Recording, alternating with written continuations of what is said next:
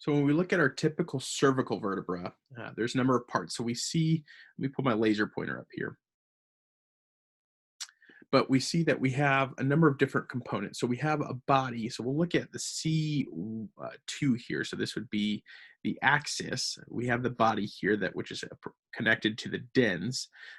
There's the vertebral foramen. Also composes of that neural arch. So that's the spinal canal, which things are passing through posteriorly.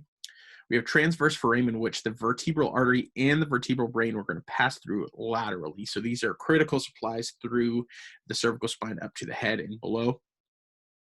We have the spinous processes, which are actually going to be minimal or absent. They may not even exist here at C1, but throughout C1 through C6, these are going to be bifurcated. Bifurcated means it's going to create a fork, and that fork is going to have two prongs there. There's also going to be a transverse process, which is where those transverse foramen are going to run through. We have the lamina and pedicles, just like we would in the other vertebra. So the lamina is that connection between the TP and the body, and the pedicle is, sorry, let me rephrase that. The pedicle is going to be the TP and the body. Lamina would be the connection between the SP and the TP. All right, so just for clarity's sake here, the pedicle is going to be the uh, proximal, or it will be closer to the body. So the pedicle will connect the body to the transverse process, and the lamina connects the uh, spinous process to the transverse process. And then we have the facets there that are going to articulate with the joints in and around one another.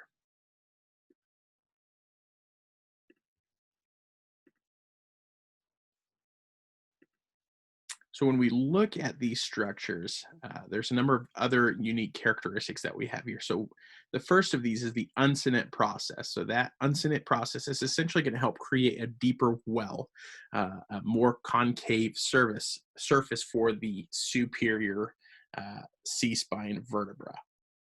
Then we have the superior intervertebral notch. That's that notch where we're going to see nerves exiting laterally, just like we would see in the other vertebral bodies. And the transverse foramen, like I'd mentioned, which is going to be that vertebral artery and vein that pass through there. You have the posterior tubercle of that transverse process, which is going to be articulation and attachment point. The intervertebral foramen, again, which is going to be created by the superior and inferior notches. And then we see a disc here labeled, which we see present in all of the C-spine except for the C1, C2 articulation. So here we see some differences between the cervical spine, thoracic spine, and then the lumbar here at the lower half of the image. But I want to point out some identifying characteristics. So as you might have learned in anatomy, we see from a lateral view, we see different structures that may resemble different animals. And so the way that I've memorized the difference between these three, if I'm having to identify them in isolation, is that the cervical spine laterally often looks like the anteater, the thoracic spine will look like a giraffe, and then the lumbar spine will look or take the form of a moose with its antlers.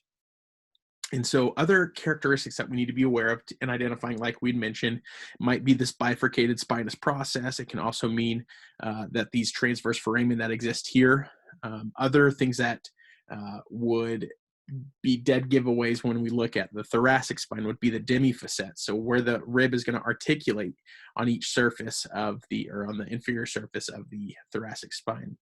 Whereas the sheer shape and size of the lumbar spine that's bearing all that weight on the lower spine would be much bigger and have much clearer defining characteristics.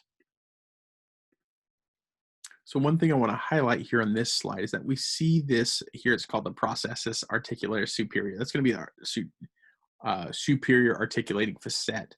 See how vertical it is. And when we look at it interacting or articulating with the rest of those, the spine above and below, it's going to have clear things that it will be able to do better than others.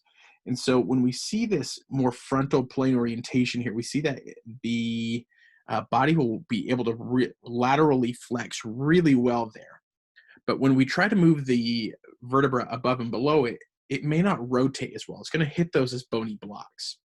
When we go back a slide, we can look at the superior facets here that are nearly flat on the cervical spine, and those are going to help the neck rotate there, whereas the vertical ones may not help with as much of lateral rotation as much as it would be lateral flexion that would be helpful. So we're looking at the superior cervical vertebra. They have a unique function as the atlas and the axis. We'll get into that in a second, but C7 is vertebra prominence. So for the vast majority of the population, if you're to bend your head forward into flexion, you're going to see or even feel a particular spinous process that will stick out when you bend your head into forward flexion, and that's what we call vertebra prominence. That's going to be the prominent vertebra, the one that stands out when you go into flexion. We also see some unique articulations for C0 and C1, as well as C1, C2, and those are going to be the most complex and even high-risk articulations for the axial skeleton. So when we look at the C1, that is the atlas. So when we say atlas, think of there's a statue or images of the strong man that's holding the world on his back. His name is Atlas. That's similar to the function of this bone. It's holding the world or the head on itself. And so it has two flat concave surfaces that support the entire head.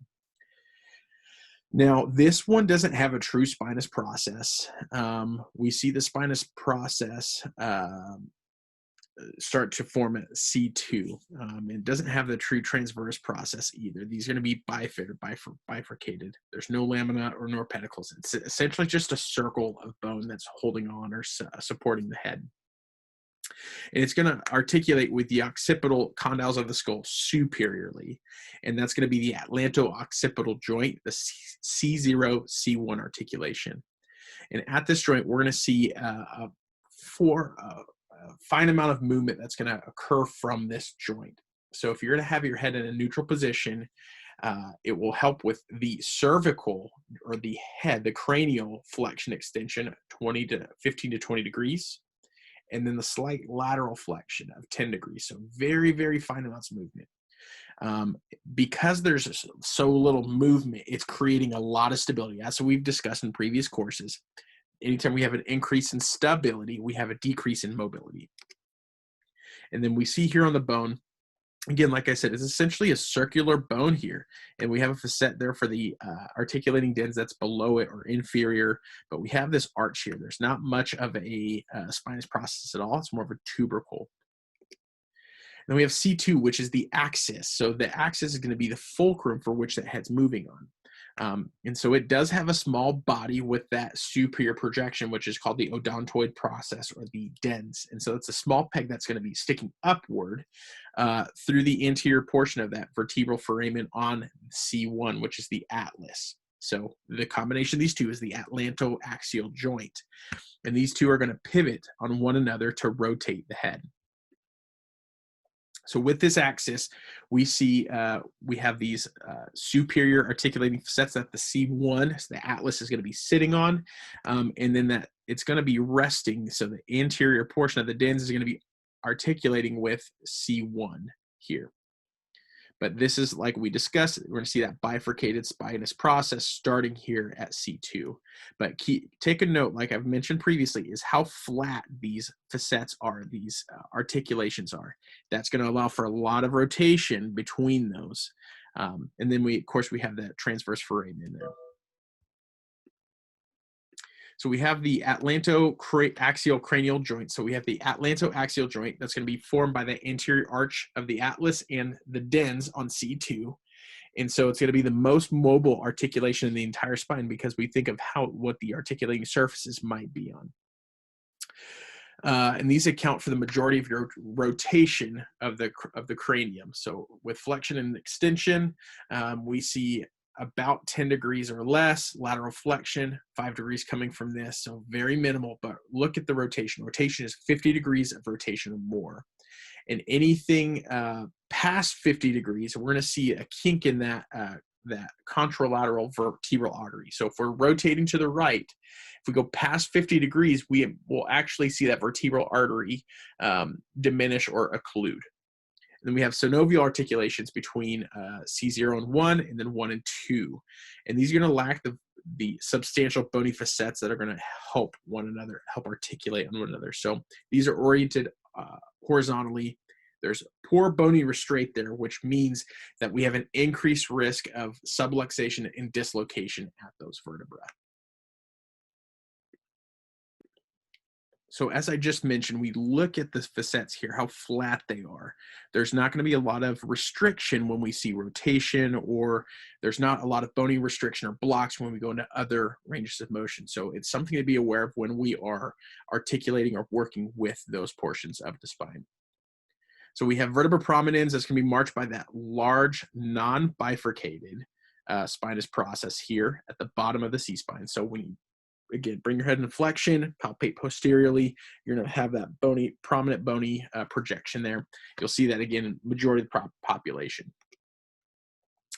When we look at the anterior anatomy, we have the sternum. So that we have the manubrium itself. I call that a tie knot. So that tie knot itself would mimic what would be the knot of a normal tie. It has the jugular notch superiorly. When we look at that oblique superior lateral projection there, that is the clavicular notch. The clavicle is going to rest in that position there. And then we have the attachment points there of the first and second rib. And then we have through the body of the sternum, the costal facet. So where ribs 2 through 7 are going to be articulating with the sternum itself. And then the xiphoid process, which will be a anchoring point for a number of musculotendinous connections. Through the thorax, we have 12 pairs of ribs, 12 sets of ribs, 24 total. We have 7 pairs of true ribs, so it's ribs 1 through 7. They're going to articulate with the sternum through its own costal cartilage. We have a number of false vertebrochondral ribs. That's ribs 8 through 10, so it's 3 there. And they're going to articulate through a cojoined costal cartilage. We'll see that most prominently in the interior ribs. And they do not have an anterior articulation. So they articulate with the bodies of T11 and T12 posteriorly, but not with the transverse process. And then we have floating ribs, which are 11 and 12. Sorry, read ahead there, but those are the ones that are not articulating with T11 and T12. They are just kind of floating there. There's no anterior anchor point for those.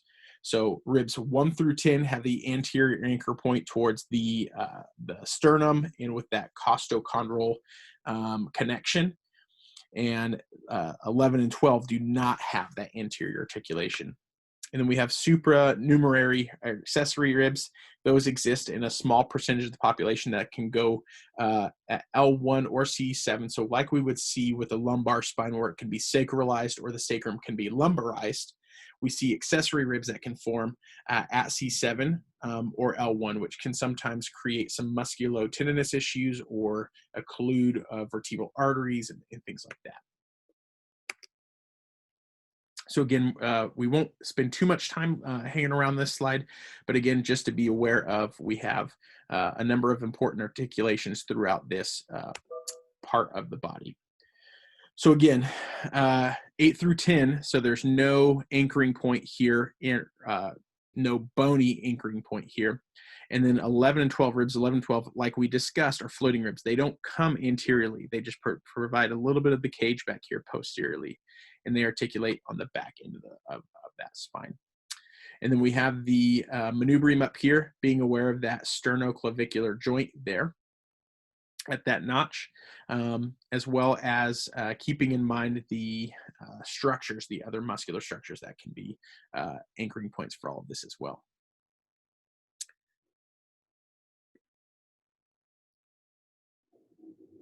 So when we look at the spine, the articular anatomy, we have these synovial diarthroidal joints, and the C-spine is going to have the most motion out of any other portion of the spine. So it's because it has more motion, it's more it's more susceptible to degeneration. And so that motion for that portion of the spine is going to be flexion, extension, and it's going to be greatest at C4 through C7.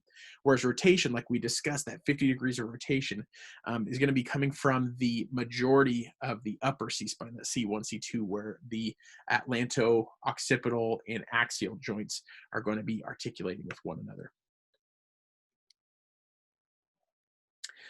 When we look at the vertebral bodies, these are going to be the primary weight bearers. And so the vertebral bodies are those larger portions of the vertebra where they're taking most of the weight in, whereas the transverse process, the spinous process, the vertebral arch, not only are they housing for and protection for the spinal collar or spinal cord, but they're going to help articulate with the vertebra above and below it. So when we look at the intervertebral discs, we're going to see some slight differences in the structures as we're up in the C-spine. So the outer laminated portion, the annulus fibrosus, is going to be thinner, moving laterally and posteriorly. And so we see that there's going to be about 20 rings of those, and they're composed by the outer, intermediate, and inner layer. But with those, we see that the posterior aspects of those discs are going to be covered by a thin layer of the annulus there. And the discs also are going to be smaller in the C-spine because when we think about it, smaller spine means there's less weight supporting on it, similar to the vertebral disc, intervertebral disc. There's not as much weight, not as much to bear through there, so the discs themselves are going to be thinner. The nucleus pulposus, so that jelly filling to that donut there is going to become more viscous with age, so thicker with age. So that's due to a decreasing water content. Also is dependent on the daily routine. It's relatively avascular, and that will decrease with age. And there's little to no nervous innervation there. So what we see is there's a great concoction there for some chronic or insidious pathologies. So when we're looking at all of these structures, we see top to bottom, you have the axis and atlas that are going to be creating a slightly lordotic curve into that lower C-spine, and we have that kyphotic curve in the T-spine. And so we see supermobile C-spine, not as mobile T-spine. Supermobile C-spine will be a lot of flexion, extension, and rotation, whereas T-spine will be a little bit more on the lateral flexion end of the movements. Facet joints, there's going to be two primary between the vertebra, just like we have in the lumbar. So each level, left and right, there's going to be 14 total joints. So C4 facets are going to articulate with the left. So the left C4 superior facet articulate. Let's try that one more time. The left C4 superior facet will articulate with the left C3 inferior facet. And between these, we see that there's more movement between C5 and C6, C4, C5, and C6, C7.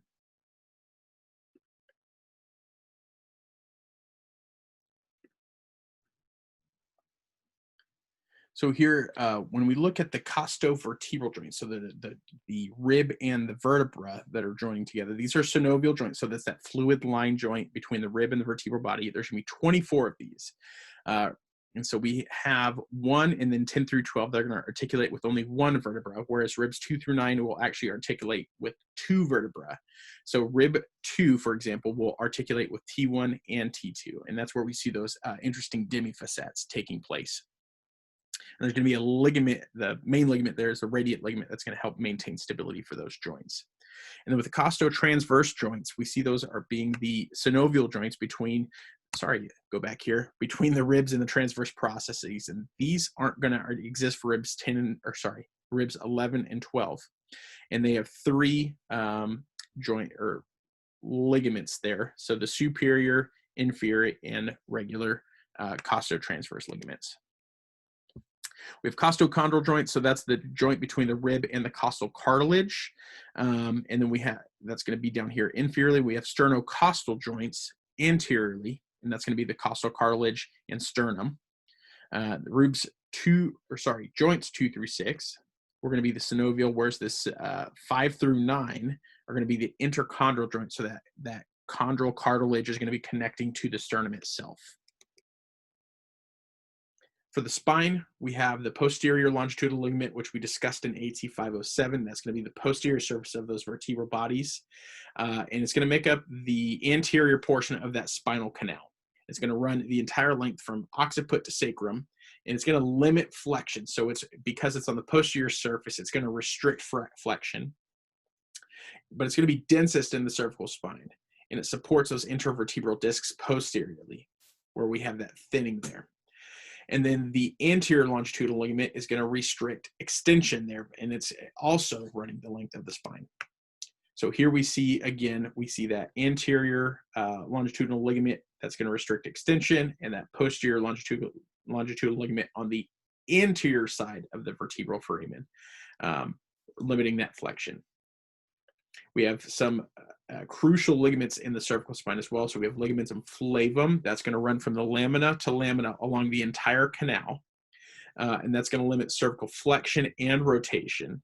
So it's helping protect at those end ranges that we don't want to be approaching. And we have ligamentum nuchae, and that's going to extend from the spinous process of the C-spine to the nuchal line of the occiput. And so that's going to limit that cervical and cranial flexion there. And it has a septum there that serves as a muscle attachment site as well. We have the alar ligaments. Those are going to connect to the atlas and the cranium. And those are going to also run from the dens to the occipital condyles. And then you have the cruciform ligament, which has an apical ligament or portion there that's longitudinal. It's going to connect the dens to the cranium. And then also the lateral process or portions of that will be the transverse cruciform ligament, and that's going to connect the dens with the foramen of the atlas. So for muscular anatomy, we see that when we're evaluating this whole portion, we have to consider lumbar, thoracic, and shoulder musculature that contribute to all of this. So if we have someone that's presenting with cervical or thoracic issues, it's likely going to be dependent on other regions of that patient's body. So we have the splenius, cervicis, and capitis muscles, the trapezius, sternocleidomastoid, scalenes, and levator scapula that are all directly impacting the cervical spine. So we won't belabor all these, but again, these are great to remember. But with levator, understanding that we have a connection between the shoulder and the neck, or the sternocleidomastoid. We have a lateral to anterior connection that has multiple functions of unilateral and bilateral contractions. And then we have the trapezius, which is going to be not only connecting the neck, but the shoulders and the spine lower into the body. We have the splenius capitis and cervicis muscles, which are going to be located on the spinous processes of the cervical and thoracic spine. So we're, again, large area. Scalenes, which are going to actually aid in breathing as well as neck function. And then we have the scalenes, which are, again, all going to be helping with either a bilateral, unilateral, or breathing motion, depending on our state and activity. So by looking at these, we have to consider how many structures we're actually involving here. So when we look at the splenius muscles, it's a relatively wide and thin muscle that's capturing two different structures. We have the cervicis and capitis muscles that are running the length of the spine in certain parts and portions of the cervical into thoracic spine. We have the erector spinae muscles, so the sacrospinalis muscles.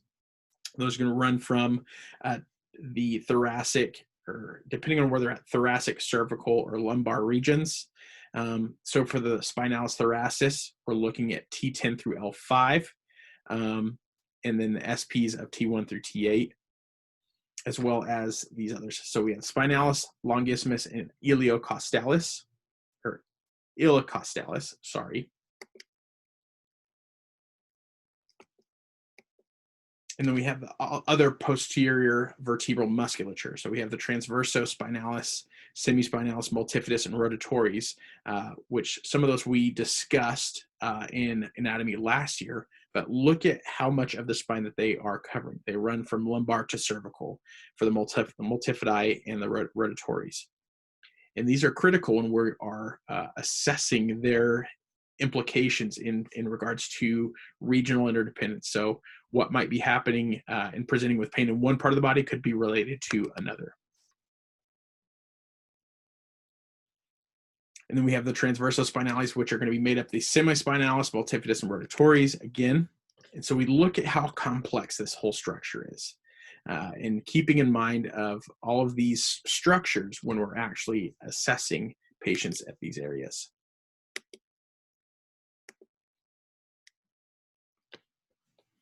We have some other musculature that we have to be aware of. So in the head flexors, we have the longus, capitis, and collis. They're going to stabilize the cervical spine anteriorly. And these are the ones that are going to be commonly damaged when we are in a car wreck, or we have that whiplash type mechanism. We have the rectus capitis, posterior minor and major. Minor and major are actually ones that we are treating quite frequently when we're utilizing PERT. Those are going to be primal reflex points. And then we see the complexity here of the muscular anatomy of the neck when we look at it from a standpoint of looking at the vertebral arteries and veins and jugular arteries and veins. We see the amount of nervous structures that are passing through such a small area. So if we were to have tension or activity or the lack thereof in some structures, we can actually be, impacting a lot of different structures, not only in blood flow, but nervous flow standpoint as well. And so we have to make sure that we're considering things cautiously and carefully when we assess the structure. We have musculars that are directly impacting for inspiration, so breathing in. So one of those being the diaphragm, that's going to be the separation between thoracic and abdominal cavities. That's innervated by the phrenic nerve. We have the intercostal muscles. They're going to be in between each rib. And those are going to be those intrinsic muscles that span from rib to rib. They're going to aid in breathing in, so contracting and allowing the rib cage to actually move upward. Scalene muscles superiorly, which are going to elevate the first and second rib to also help clear that area. And then secondary muscles, if breathing becomes difficult. So if we're in a labored standpoint, or if we look at it from a gross perspective of stress, when we are in the fight or flight response, sternocleidomastoid, trapezius, pec major and minor, and the serratus anterior, all going to activate to help aid in optimizing function for the body. And then for expiration, we have abdominal muscles that are going to create a pressure gradient across the diaphragm that will actually force it back upward and for the expiration of air. So here we see that diaphragm, which is that huge muscle. And so when we're breathing in, not only are we bringing the ribs upward, but we're also creating a vacuum that's going to bring the lungs down through that diaphragm. The diaphragm is going to extend towards the belly. And so we have to consider also when we look at dysfunction and dysfunctional breathing, how much is actually happening. So if we have dysfunctional breathing at the diaphragm, that means other muscles like these intercostals or the serratus anterior, the pectoralis muscles may actually have to help and aid in that chest breathing, that upward movement. But also, when we think of breathing at rest, the diaphragm is actually massaging the organs inferiorly. So when we have low mobility or motility inferior to the diaphragm, we actually see some greater systemic effects as well. We have 8 cervical nerve roots. So this is where we start getting in that weird C-spine math, where we have the nerve roots that have an anterior root. That's the efferent, so exiting the CNS motor system. And we have the posterior root, which is going to be the afferent, or approaching the CNS, like we discussed in 543. So efferent is going to be anterior, posterior is going to be afferent. And they're going to form spinal nerve roots that exit the spinal column via the intervertebral foramen. So they split into the anterior and posterior rami. And we'll see in those rami that they have the facet joints posteriorly and the deep muscles as well. And then we also see that the cervical nerve roots will exit above the vertebra until they reach C8. So once they reach C8, that's where we see the nerve roots start to exit below that vertebra. We have 8 pairs of cervical and cervical nerves, and then 12 pairs of thoracic nerves. So one going to be exiting the spine bilaterally. We have a number of plexus or plexi that are exiting the spine as well and forming into a number of important innervating branches. So we have the cervical plexus, that's going to be C1 through C4, and the brachial plexus, which is C5 through T1. And those are going to be the ones that will be most impactful here in this portion of the class. For the overview of these nerves, we have the myotomes, which are going to be motor distribution of that spinal segment. So it's going to be the muscle or the region of the body that's going to be innervated by that individual nerve. And the dermatome is going to be the sensory portion of that nerve or the spinal segment. So all of these nerves, all spinal nerves except for C1 are going to have an origin there for the dermatome. The trunk, the trunk's distribution of these will be more of a horizontal landscape, I guess, when you're looking at a cross section of the body or that dermatomal map. And there's going to be generally a 50% overlap with the dermatomes above and below it. The limbs themselves are going to be vertically aligned, but they'll be aligned when you're in a quadruped position. So if we're on hands and knees, those are actually going to be aligned with the spine itself. And numbness and damage can result when there's damage to a particular spinal segment. So with Hilton Laws, any nerve that's serving a muscle joint producing movement there also innervates the joint innervates the joint and skin over the joint. That makes no sense when I read that out loud. But Hilton's Law is basically any nerve that's serving that muscle producing at a joint is also going to be innervating the joint and the skin there as well. There we have the overview of the dermatomes there, and we have the cervical and brachial plexus, which we'll discuss at deeper length later. So thank you all for joining along today. Hopefully this wasn't too confusing. We're going to iron things out as we get a little bit farther in. Excited to have you guys in class and look forward to speaking with you soon.